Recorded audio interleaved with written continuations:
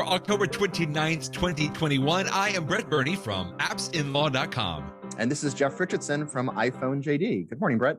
Good morning, Jeff. I apologize quickly. I don't know if it's the bomb cyclone or the aftermath of the bomb cyclone that's coming over the Midwest and everything. My internet connection has not been the most reliable for the last couple of days. So yeah, that's just the society that we live in today. It's the new normal. Have dependable internet when you want, and then the one time you want to use it, it becomes a little flaky. But we'll make it through. I think what continues to scare me is I don't even realize how much that we all depend on it so much. I mean, literally, if it's down for 10 seconds, there are screams and, arrows flying in the house. It's just crazy stuff. But okay, it is what it is. And I appreciate that. So let's get to something that happened this week, which was a 0.1 update. And I don't think that we typically talk about 0.1 updates for iOS or iPadOS. Maybe we do, but this one was a pretty significant one because you had a couple of links in your In the News post where people were talking about 15.1 because it really included some updates that we were anticipating but had not come out even maybe a month ago or something like that. But now they are finally here. Yeah. The big thing for 15.1 is it adds this service called SharePlay. And the idea is that you and somebody else can have a FaceTime call at the same time that you are sharing some app. And the prototypical example is, let's say that you're both watching, a TV show, Ted Lasso on Apple TV Plus. Right. Using SharePlay, both of your computers or iPads or iPhones or whatever can have a synced experience so that you're watching at the same time. And then a small window on the side, you could see your friend and your friend could see you. And so y'all could, talk on the movie just as if you were sitting next to each other on the couch. Right. And so it is sort of a very COVID-friendly thing. But that is actually just the tip of the iceberg for SharePlay because it can work with any app. And one of the examples, that I mentioned in today's post is it's now working with Fitness Plus so that if you wanted to work out with a friend so that you could both, talk to each other and encourage each other and, make fun of the instructor together, smack talk, come on, you can do it. But there's many, many more examples. But to even step back even further, this, as it exists today with 15.1 just coming out, people are not going to be using it every day. Hopefully we'll find an instance where it makes sense. I mean, I don't know that, in theory, people are going to be working on like a Microsoft Word document at the same time while they look at each other. I don't know, but it's getting more to the idea that people may not be in the same place, but they can virtually be in the same place. And we are all familiar with this topic from the pandemic and from Zoom conferences and FaceTime conferences. And, it was just this week that Facebook announced that they are changing the name. Instead of the corporate parent being Facebook owning the Facebook service, they changed their corporate parent name to Meta because Mark Zuckerberg is all about the metaverse.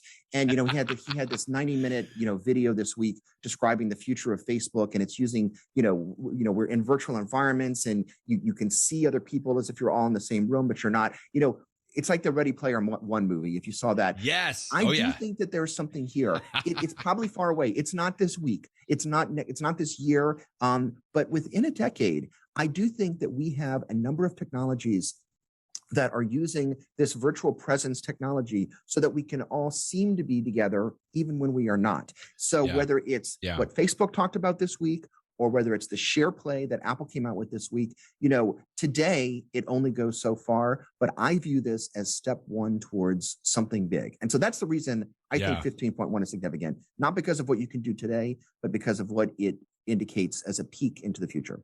That's my take on it.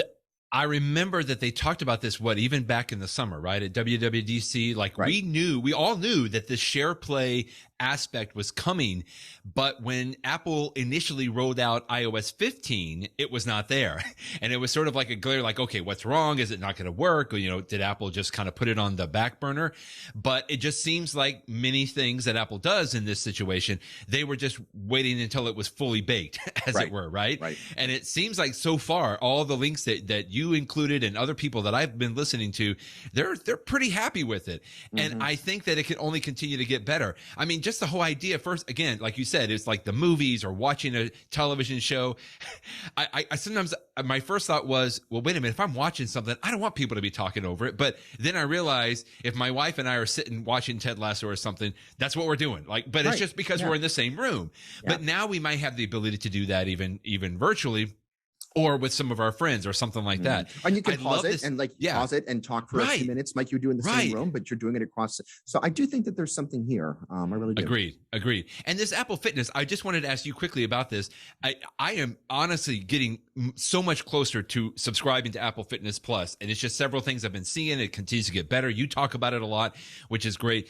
But like you said, I remember 2 or 3 weeks ago, we said, well, I don't know if we want to like sweat together on on a podcast or something, but you could. And for some people that Peloton has made this something that a lot of people do. Like you can all be in like almost like a virtual gym running around. But I really think that even that experience, and then you had another link to a post where there's several other apps that I can't even wrap my head around, like a weather app that you can SharePlay with and Night Sky, but it really is already expanding out a little bit more to something else. One that I love is this Apple Music, this Vinyls app, which they can pull music from Apple Music, for example, and then you can have a virtual listening party if you were. And I kind of love that idea. I used to do that with a couple of buddies all the time. We'd listen to music, and now we might be able to continue to do that even. Really cool stuff. Yeah, so people are going to be creative, and now that we have the technology, or at least the first version of it for the Apple devices, let's see what people do with it. It'll be great. Now, another thing that some people were talking about in the 15.1, other than SharePlay, is camera updates.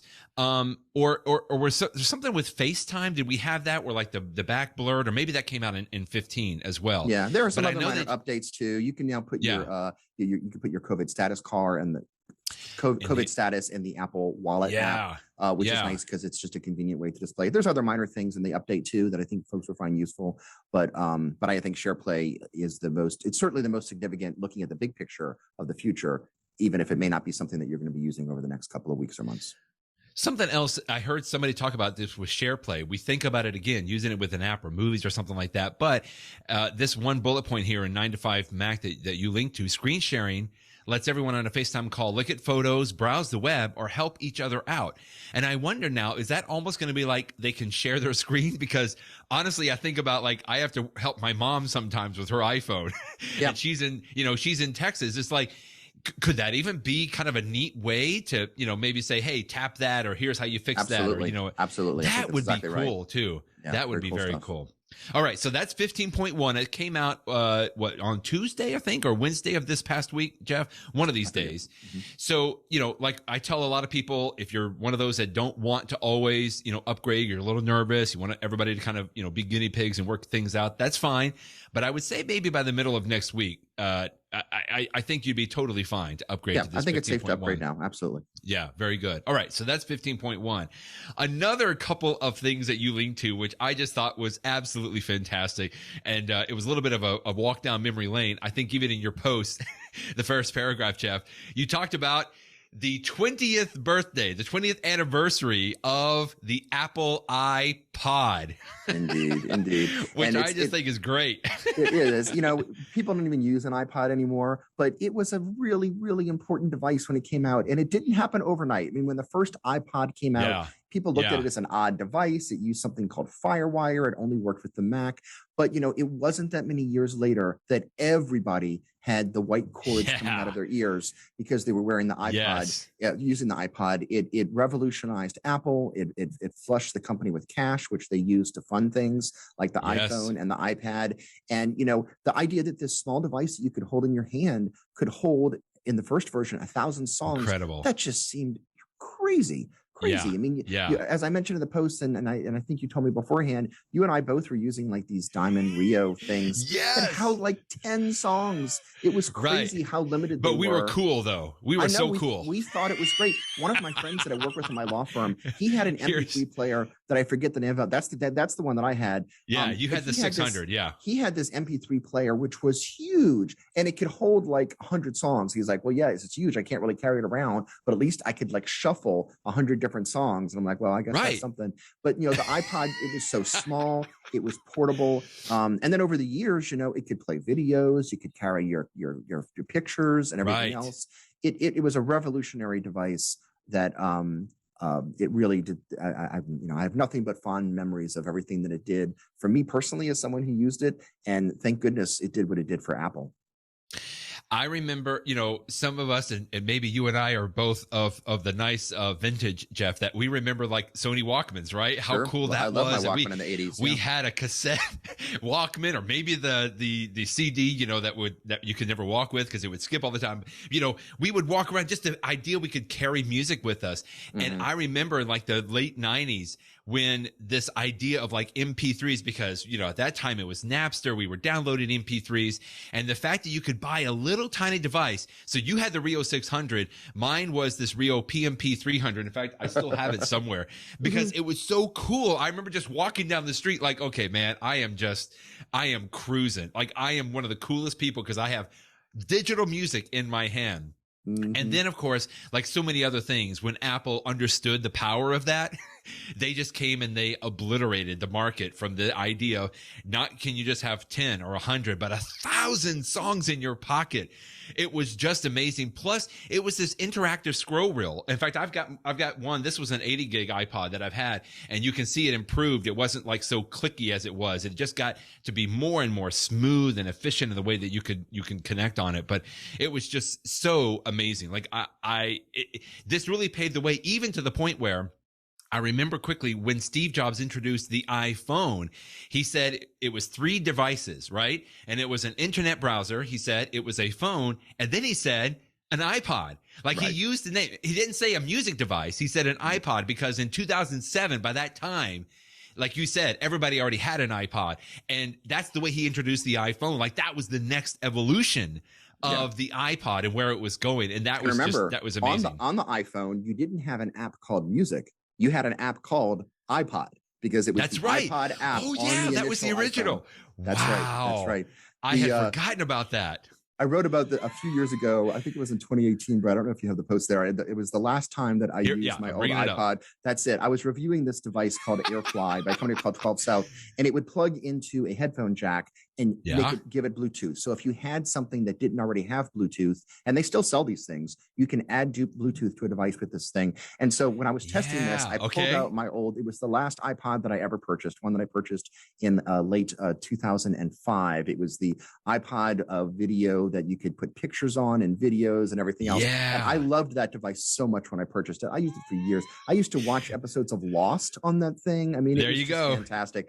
But when I took it out of a drawer and I plugged the AirFly into it, it worked. And I have a picture there. And, it was, here it is. With that, I basically had a Bluetooth iPod, which if you had told me, I didn't even know what Bluetooth was in 2005 probably, but if you could told me I could have wireless earphones with my iPod, I would have just thought that was the coolest thing in the world. Crazy, right? Yeah, and unfortunately, just as I was testing this device, the screen on that old iPod died, and so it was a shame. I can never use that iPod anymore, but at least the last thing that iPod got to do before it died was experience Bluetooth. So I feel like there's perhaps, it lived a good life. Yeah, it lived a good life and a full life. So, happy birthday to the iPod and thanks for all the fish, as it were. Thank you for everything that you did. That's great. Just quickly, I just have to remember, I don't know why I remember this. I'm not going to play this video, but I don't know what year this was. Maybe they'll say it here, but this is an SNL skit. I know exactly what you're playing. You know the one I'm talking about here? Video, yeah. I love this. I'm not going to play the whole thing, but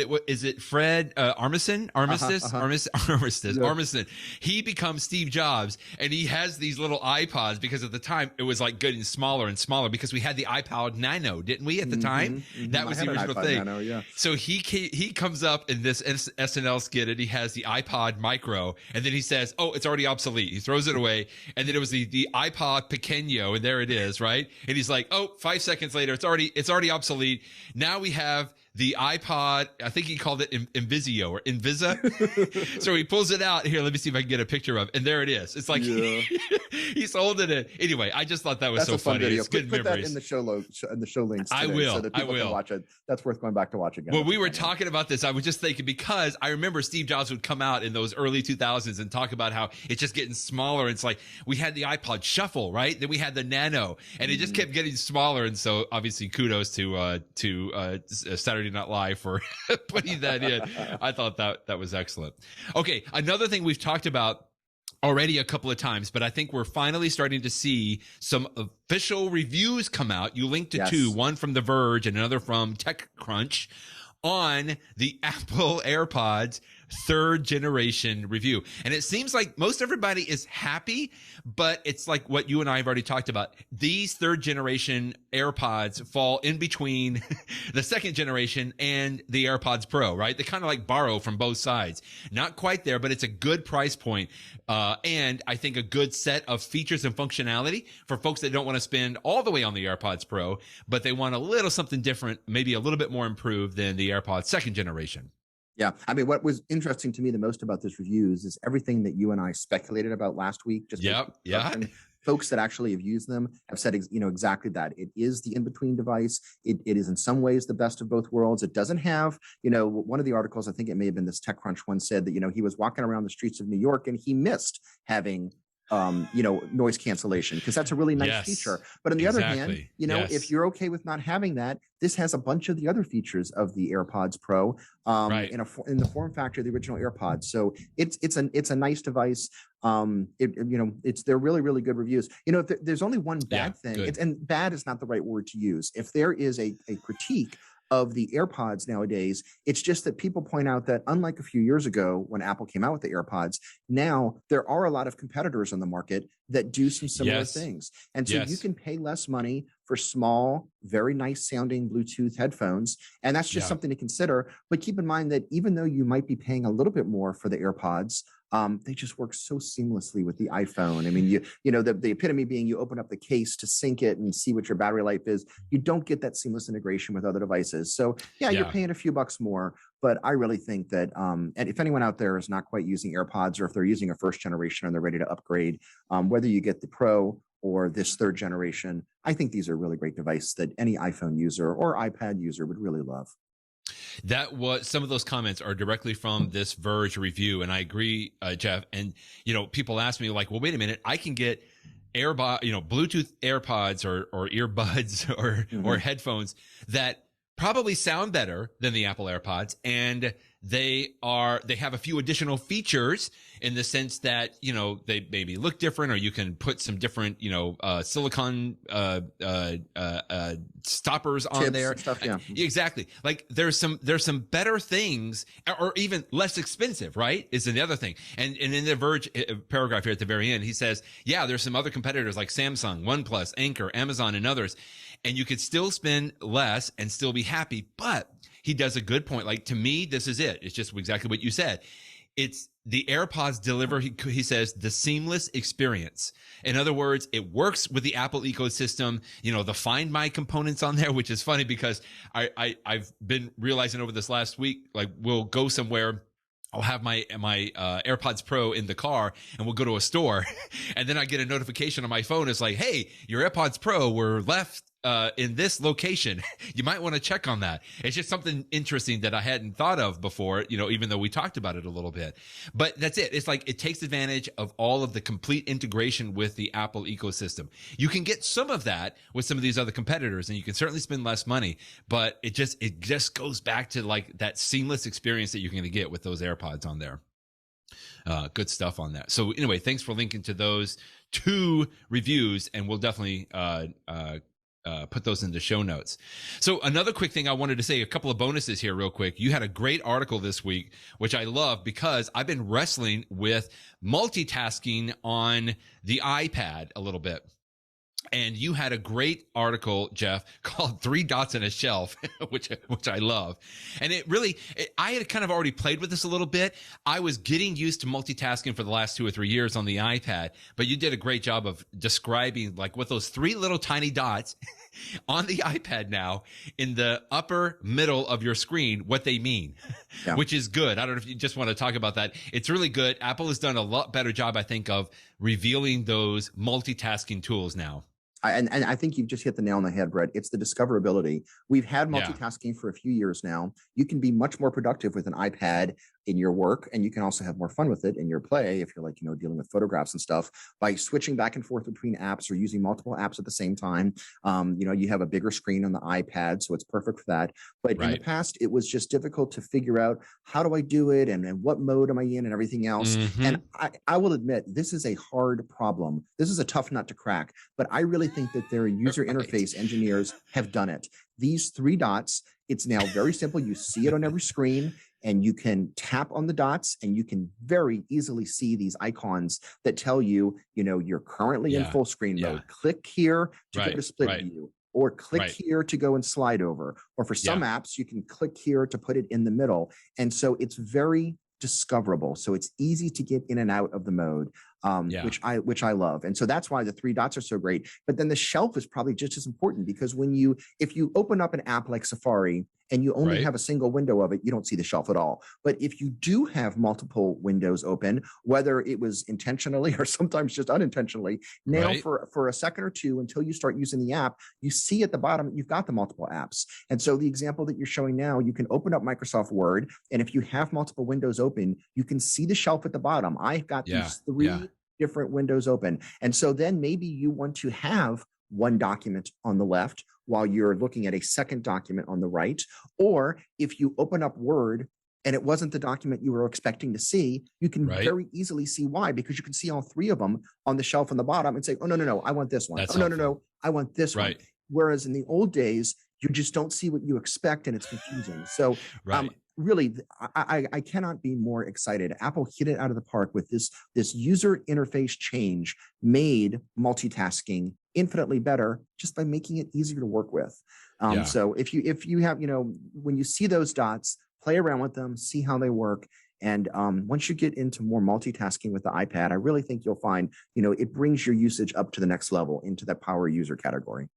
Just thank you for sharing this information, because I see a lot of people are a little confused about that. I'm still confused about the shelf. I feel like I've got split view and I've got slide over done. That's been using that for a while, but you did a great job of explaining the shelf just now and in your post here, which I think I'm going to try to, I've seen it a couple of times and I thought, okay, I can't understand what that is right now, but I can see how critical and important that it is. And by the way, you can still use the old gestures for doing that. And I think, to your point, that to me is what I really appreciate about Apple's interface engineers. I liken this to something like copy and paste, right? In the past, we could only do copy and paste by tapping and holding, and then we'd have to wait for the edit menu.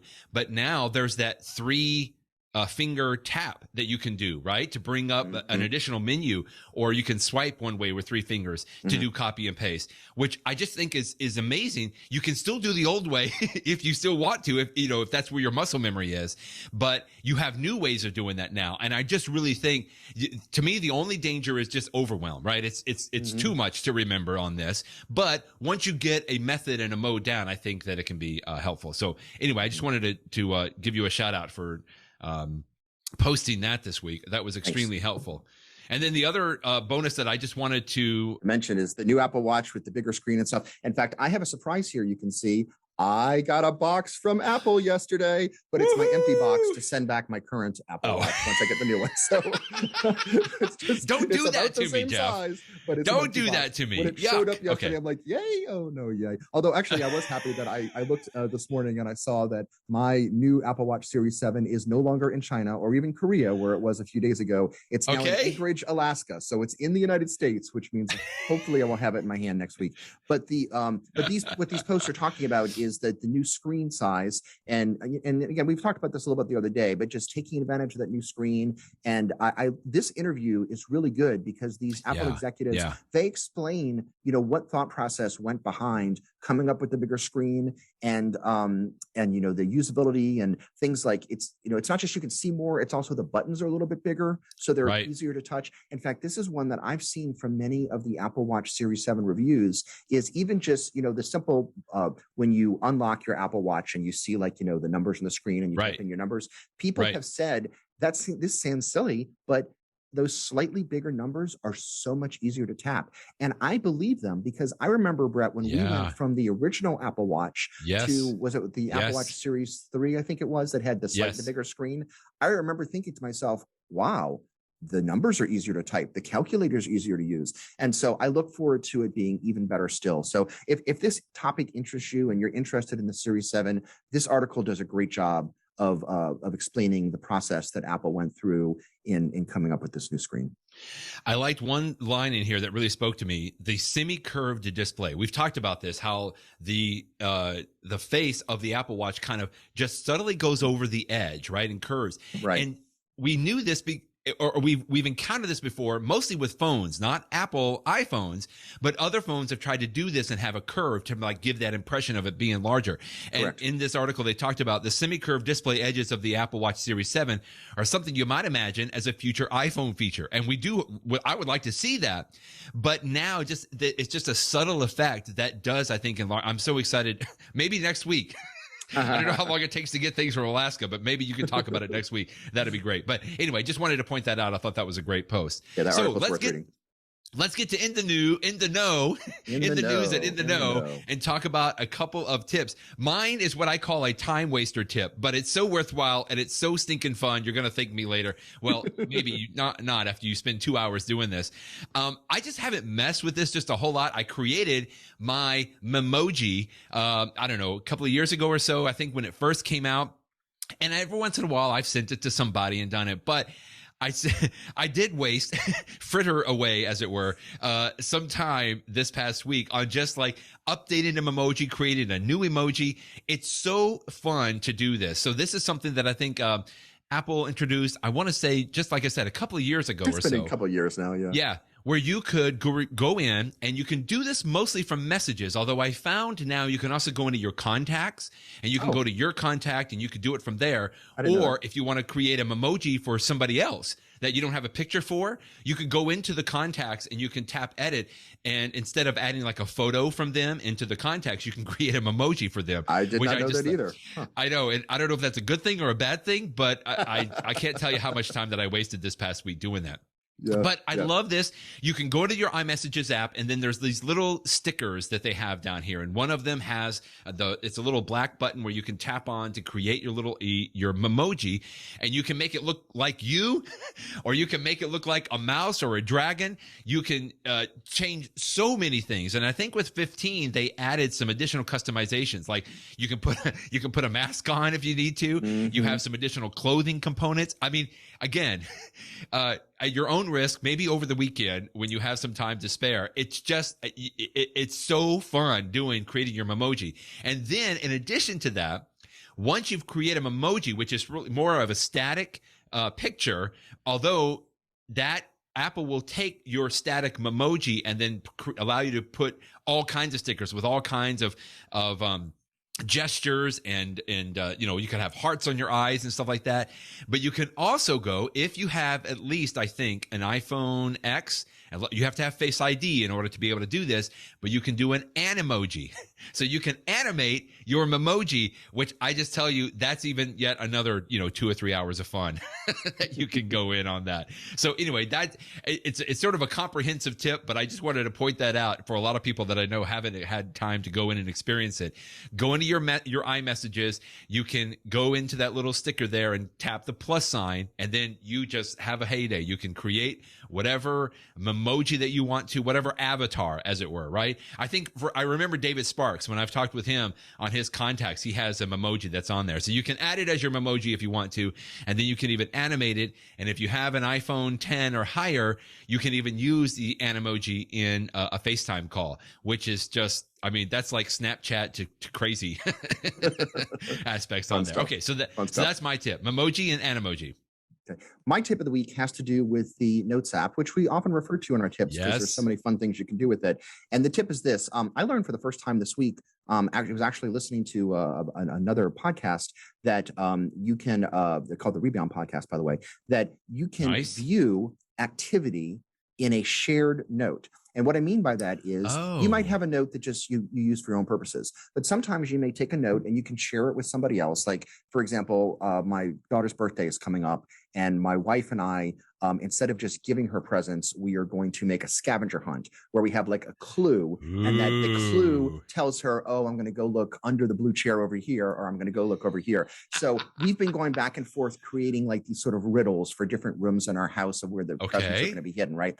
And so it's a shared note. And so, she might add something, I might improve something she put in, or she improves something. So this is, I mean, you can use shared notes for a million things, but the tip is this, that I didn't realize this, but anytime that you're looking at a shared note, if you just tap on the screen and slide from left to right, you will actually see a margin on the note, and that margin tells you who made changes. It's got the person's name, and it highlights in a color what changes they made to the note. So this concept is familiar to anyone who's used red line edits on Microsoft Word over the years. Right. You can see the different changes that different people made, but I just didn't realize this was built into notes. And so this is useful that, if you have two or more people looking at a note, you can sort of go back through time and say, oh, okay, this change was made by so-and-so on this date, and this change was made by so-and-so on this date. So it's really useful. So again, there's two ways to do it. The easiest way, I think, is while you're looking at the note, just slide to the right. Another way to do it is that when you're looking at the note, at the top of the screen, there's an icon there. It looks like a person with a plus sign on it. And if you tap on that icon, you can then, on the next screen, you can tap Show Highlights, and it will highlight who made changes and when they made it. And although I've been doing this a lot on the iPhone, on the iPad, it's even better, because on the iPad, you can make the bar along the left side that has all of your notes. You can like hide that so that the entire screen is devoted to just the note. Right. And then you've got so much space that you have enough space to see both the margin, who made changes and when, and the actual note itself. So you can see everything at once on the iPod, on the iPad, and that's really nice. And I'll also mention that if you're not familiar with the idea of sharing notes, it's real easy. When you're looking at a note, you can just tap that same icon, or you can tap, it's actually right next to it. There's a circle with 3 dots in it. You just tap on the 3 dots, and there's an option to share the note, and you can send it to someone via email or via text message or AirDrop, however you want to get it over to them. And then once you have a shared note, if somebody makes changes, you'll get an alert so that you'll know that there's something new in there. So it's really easy to share the note. There's other ways to share notes too. But so if you currently are working with another person on anything, whether it's birthday presents for your daughter or something else, shared notes are a great way to do it. And when you can view the activity over time, it's a nicer way to understand who made changes and why. Yeah. So that's my tip. Okay, a couple of thoughts quickly. First of all, I hope that your daughter doesn't listen to this podcast. And second of all, do the people that you share with, Jeff, do they have to have an iCloud account, or can you share it even if, I'm just thinking, like, do they have to have an iPhone or an iPad? They may have to have something. They do have to have an iPhone, right? This is not going to work with an Android. And again, I've always done it with, shared notes with my family. So we're all, obviously we're all, you're all have all that sort of stuff. But I'm pretty sure anybody with an iPhone can do this. And I certainly don't see any indication. I would agree. Apple support page that you have on the screen right now that you can't share with somebody else on an iPhone. I think you can't. The only reason I'm asking is because what you've described with the collaboration, first of all, in a bigger picture, to me, I don't know why more people don't do this. Like, this is, it's almost like Google Docs in a way that you can collaborate on things, but instead of a document, it's just more notes. My wife and I do this a lot, but we use Microsoft OneNote for a lot of this.